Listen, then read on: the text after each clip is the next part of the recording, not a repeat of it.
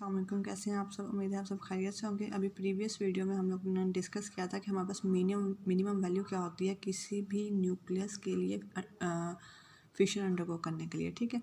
Without any external energy, without providing any external energy हम कौन से न्यूक्लियाई को फिशन प्रोसेस अंडरगो करवा सकते हैं।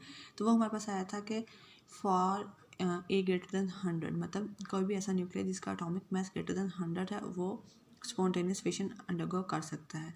ये तो हम लोगों ने देखा था, लेकिन हमारे पास ऐसा होता नहीं है। हमारे पास बहुत सारे ऐसे न्यूक्लियाई हैं इन जनरल, आप देखते होंगे, जिनका एटॉमिक मास ग्रेटर दैन 100 होता है और वो बहुत ही ज़्यादा स्टेबल होते हैं। अब ये एक इशू आ रहा था कि ऐसा क्यों है। अगर वो ए ग्रेटर दैन 100 फेवरेबल है फॉर फिशन, तो फिर वो न्यूक्लियाई हमारे पास स्टेबल क्यों शो होते हैं। तो इस इशू को, इस प्रॉब्लम को सॉल्व किया था bore and John wheeler theory ने।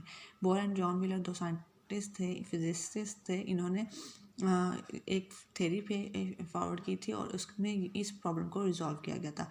अब वो थ्योरी क्या थी, उसमें उन्होंने सबसे पहले लिक्विड डॉग मॉडल, जो हम लोगों ने ऑलरेडी डिस्कस किया हुआ है, उन्होंने उसी को कंसिडर किया और उन्होंने लिक्विड डॉग मॉडल से ही फिशन मैकेनिज्म को डिस्क्राइब किया। उन्होंने कंसिडर किया कि हमारे पास जो न्यूक्लियस है वो as a drop of liquid consider किया। जैसे हमारे पास क्या होता है, हम कहते हैं हमारे पास न्यूक्लियस क्या होता है, स्फेरिकल शेप में होता है। और इसमें जो भी हमारे पास न्यूक्लियॉन्स हैं वो अपने नेबरिंग न्यूक्लियॉन्स के साथ स्ट्रॉन्गली इंटरेक्ट कर रहे होते हैं या इक्वली इंटरेक्ट कर रहे होते हैं, ठीक है।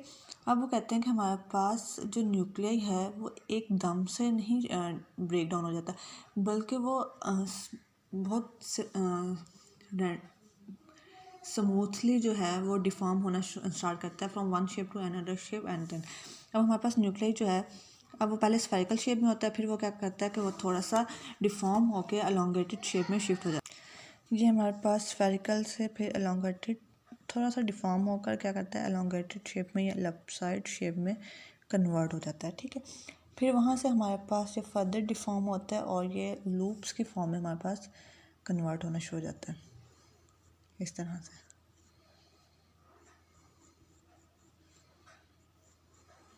इस तरह से, ठीक है। फिर फर्दर ये डिफॉर्म होता है हमारे पास होते होते, उसके बाद हमारे पास जो नेक्स्ट शेप आती है वो इस तरह से आती है, लूप्स में डिवाइड होते जाते हैं और एट द एंड ये हमारे पास जो स्फेरिकल फ्रेगमेंट्स में, ये थोड़े शेप इनकी डिफरेंट है लेकिन ये स्फेरिकल फ्रेगमेंट्स में ये डिवाइड हो जाते हैं, ठीक है। तो अब हमारे पास क्या है कि बोर एंड जॉन व्हीलर ने किस तरह से एक्सप्लेन किया। उन्होंने कंसिडर किया न्यूक्लियस को एज अ लिक्विड डॉग मॉडल, जो हमने पहले लिक्विड डॉग मॉडल में कंसिडर किया था न्यूक्लियस को एज अ लिक्विड, उन्होंने कंसिडर किया और उन्होंने यही देखा कि एक लिक्विड जो है वो किस तरह से दो पार्ट्स में डिवाइड होता है। वहाँ से उन्होंने कहा कि हमारे पास जो लिक्विड है वो एकदम से डिवाइड नहीं हो जाता, बल्कि पहले वो अपनी शेप को चेंज करता है और एट द एंड वो क्या करता है, दो पार्ट्स में डिवाइड होता है। इसी तरह से उन्होंने कहा कि हमारे पास जो न्यूक्लियस है वो भी एट द फर्स्ट स्फेरिकल होता है, फिर वो थोड़ा थोड़ा अपनी शेप्स को चेंज करते हुए एट द एंड वो दो स्फेरिकल फ्रेगमेंट्स में डिफरेंट डिवाइड हो जाता है, ठीक है। ये उन्होंने कहा कि हमारे पास ये इस तरह से होता है। फिर अब इससे उन्हें बोर एंड जॉन व्हीलर ने ये सपोज किया, ये कंसिडर किया कि हमारे पास न्यूक्लियस में क्या होती हैं, दो लूप्स होती हैं। जब हम उसे एट द फर्स्ट स्टार्ट करते हैं, कंसिडर करते हैं, वो उनके दरमियान जो हमारे पास डिफॉर्मेशन है उसे हम आर से रिप्रेजेंट करते हैं। आर हमारे पास क्या है, डिफॉर्मेशन पैरामीटर है। ये मेजर करता है कि हमारे पास कोई भी न्यूक्लियाई कितना डिफॉर्म्ड हुआ है, ठीक है। तो वो कहते हैं कि एट द फर्स्ट जब हमारे पास न्यूक्लियस स्फेरिकल होता है, हमारे पास जो होती हैं वो दोनों लूप्स में डिस्टेंस जो होता है वो ज़ीरो होता है।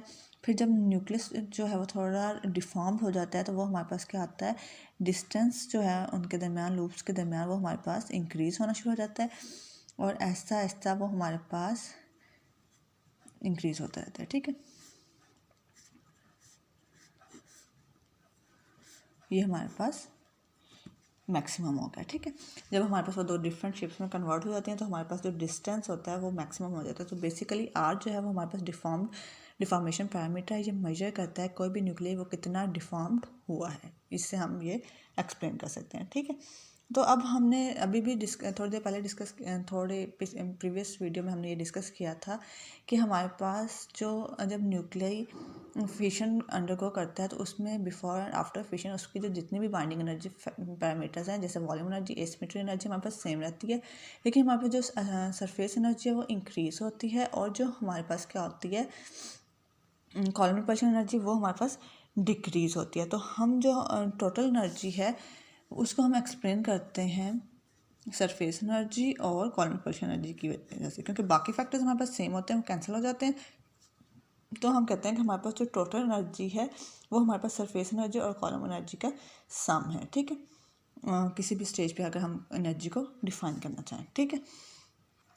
अब हम क्या करते हैं, हम एक ग्राफ के हेल्प से एनर्जी को डिफाइन करते हैं, जो डिफॉर्मेशन एनर्जी। अब हम कहते हैं कि बाइंडिंग एनर्जी पर न्यूक्लियर ग्राफ है, हम लोगों ने पहले भी इसे देखा हुआ है with respect to atomic mass, binding energy per nucleon, ठीक है।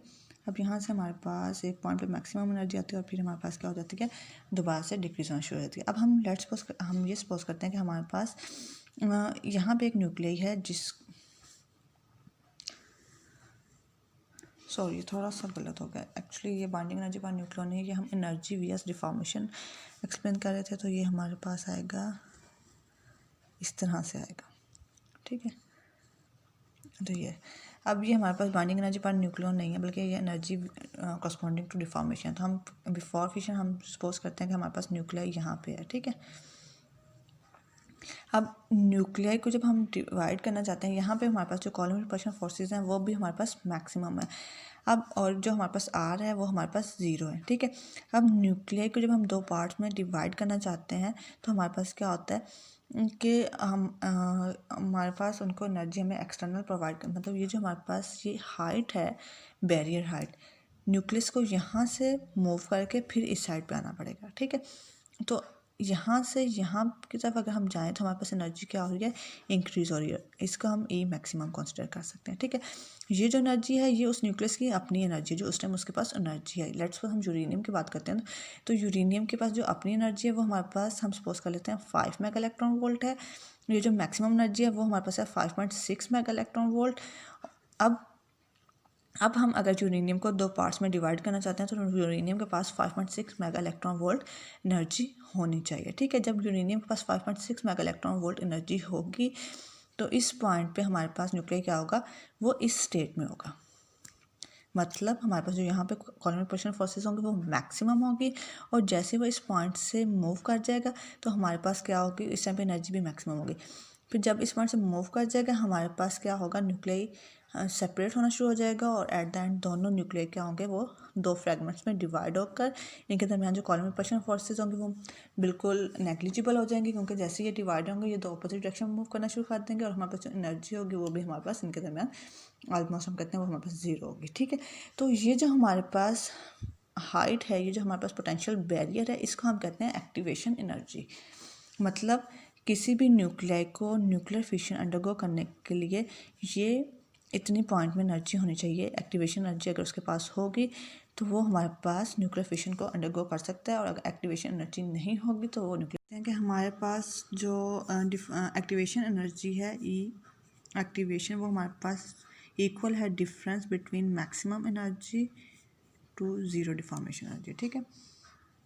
इस पॉइंट पे हमारे पास मैक्सिमम एनर्जी होती है, और इस टाइम पॉइंट पे हमारे पास सबसे पहले हमारे पास जो ई एनर्जी है वो इंक्रीज़ होती है ई मैक्सिमम पर, और फिर जब न्यूक्लियर ब्रेकडाउन हो जाता है दो पार्ट्स में तो वो हमारे पास एनर्जी क्या होती है, 0 हो जाती है। तो इस पॉइंट पे हम कहते हैं हमारे पास ई 0 होती है, ठीक है।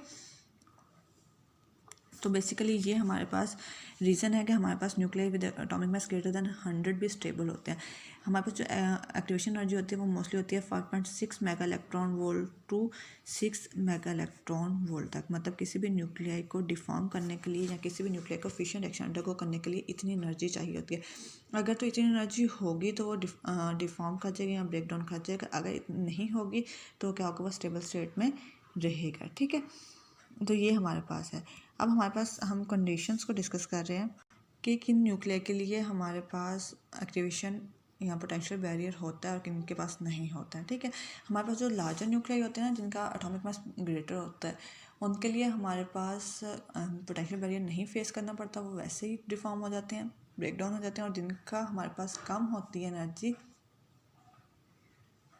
उनको पोटेंशियल बैरियर फेस करना पड़ता है, उन्हें इतनी एनर्जी लेनी पड़ती है, वो एक्सटर्नल सोर्सेज से लें, वो किसी तरह से भी उस एनर्जी को अटेन करें। तो ये अब हम वो फाइंड आउट करना चाह रहे हैं कि हमारे पास कौन से ऐसे न्यूक्लियर हैं जो जिनके पास पोटेंशियल बैरियर नहीं होता, वो उन्हें एक्टिवेशन एनर्जी नहीं चाहिए होती, ठीक है। तो अब वही हमने जब कहा था कि हम लोगों ने कहा था कि हमारे पास जो न्यूक्लियाई है वो बिफोर डिफॉर्मेशन और आफ्टर डिफॉर्मेशन उनकी जो जिस एनर्जी में डिफरेंस आता है वो हमारे पास सरफेस एनर्जी और सरफेस एनर्जी और कॉलम एनर्जी में आता है, ठीक है। अब हम अगेन कंसिडर कर रहे हैं दो न्यूक्लियाई, दो स्टेट्स डिस्कस कर रहे हैं। एक हम कहते हैं कि हमारे पास न्यूक्लियाई की स्टेट है स्फेरिकल और दूसरी हमारे पास है एलिप्सॉइड। हम कंसिडर कर लेते हैं ये बिफोर डिफॉर्मेशन और ये आफ्टर डिफॉर्मेशन। जब तो न्यूक्लियस स्फेरिकल है तो उसके लिए हमारे पास जो डिस्टेंस है उसका एक पॉइंट से दूसरे पॉइंट तक वो हमारे पास सेम है r, ठीक है। ये भी r है, ये भी r है और ये भी r है। तो वॉल्यूम इस केस में अगर हम देखें तो वो हमारे पास इक्वल है 4/3 पाई r क्यूब के, ठीक है।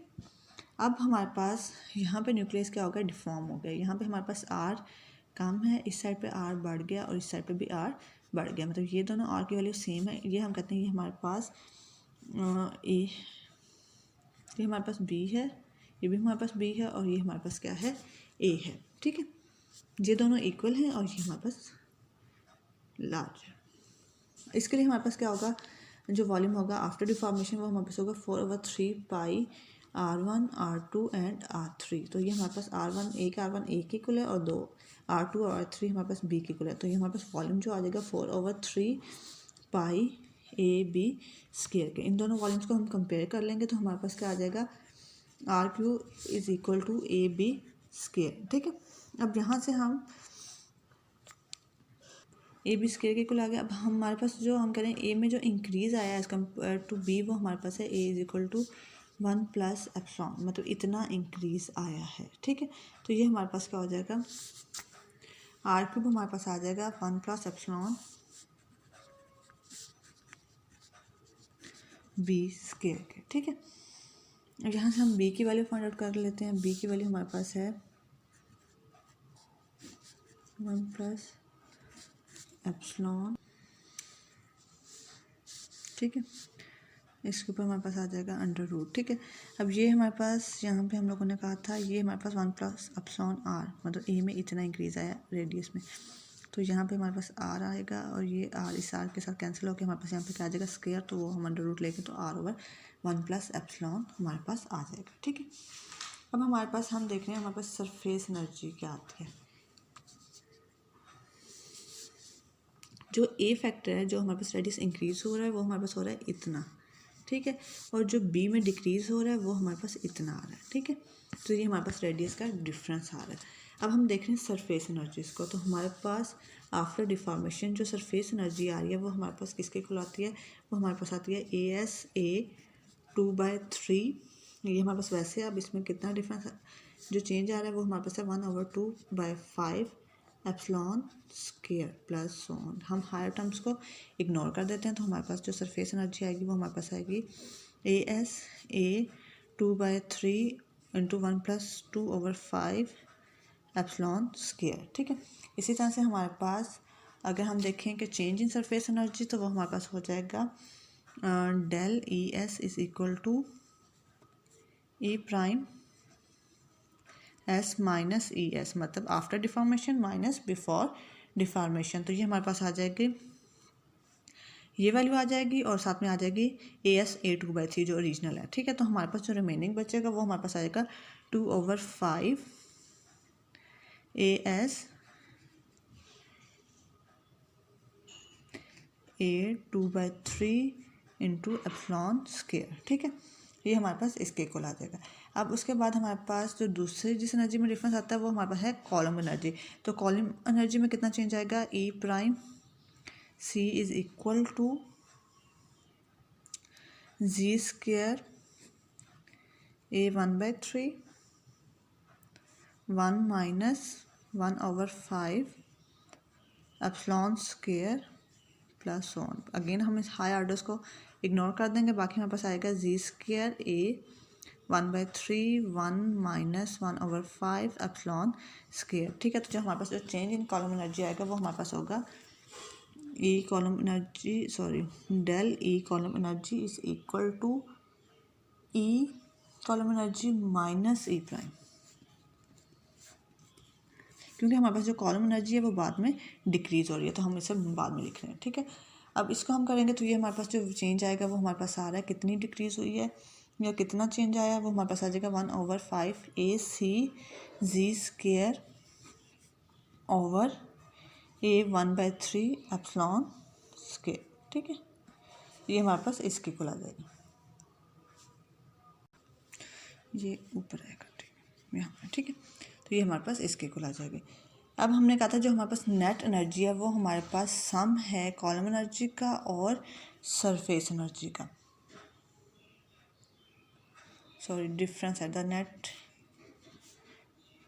जो टोटल चेंज आएगा वो हमारे पास del EC minus del ES, उनमें जो चेंज है उसके इक्वल है, तो वो हमारे पास आ जाएगा 2/5 AC A2/3 epsilon square minus 1/5 AC/z² over A1/3 epsilon square, ठीक है।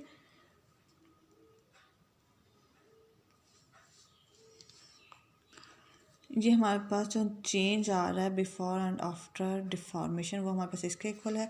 अब अगर हम कंडीशन अगर हमारे पास बैरियर होगा तो ये हमारे पास ग्रेटर दैन 0 होगा, और अगर बैरियर नहीं होगा तो ये हमारे पास लेस दैन 0 होगा। तो ये हम कहते हैं कि हमारे पास 2/5 AC A2/3 epsilon square minus 1/5 AC/z² over A1/3 epsilon square less than 0, ठीक है।